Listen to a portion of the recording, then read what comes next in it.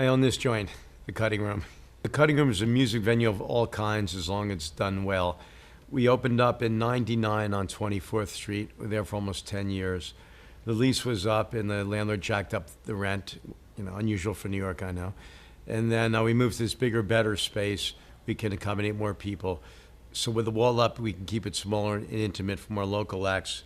We can move the wall for larger national acts. The type of music we can do is anything from singers, songwriters, string quartets, big bands, rock bands, comedians, video screenings, movie screenings, all kinds of stuff. The talent's pretty diverse here. It's not a problem to be diverse at all. I think it's a problem to just do one kind of thing, be pigeonholed.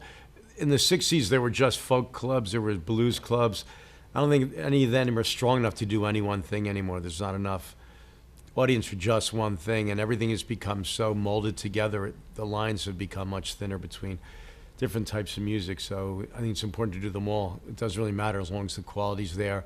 We'll get behind some of them, might not have a big following, but they're really good. And sometimes you got to put in bands that aren't that great, but they do have a big following to keep the doors open. I love having new music. Also, I was a composition major in college, so obviously I appreciate that stuff. And it's important to have a place to do this stuff or it's going to disappear. You got to have a place to do new music and expose people to stuff like this. So it's really, really important. It's not always about the money with us, or I'd be very rich today. Well, we get solicited by a lot of acts here. Well, we got to check into the Facebook following and how do they sound, ask around, word of mouth, because they have to have people. If you play in a room and 5 people show up, it's certainly not good for us and not good for the band. Feels foolish playing for no one up there. And there are smaller rooms downtown that 20 people might mean something, so they can start down there, get a following, and then work their way up here. But we try to get bands that are certainly going to draw people. And sometimes you can have groups of bands, have a group that collectively draw. There's a main theme between it that can draw enough people in. But yeah, there is a lot of bands coming out today, but how many of them are really good? That's the problem. It's two-sided. The good thing is if you want to record today, it doesn't cost a fortune. So you can use all kinds of Pro Tools and software and get a recording out there, and that's good for good players. The bad problem is that anybody can do recording, so there's so much garbage to sift through to get to good stuff, so it's two-sided. With the wall up, we can do close to 200 seated with tables and chairs.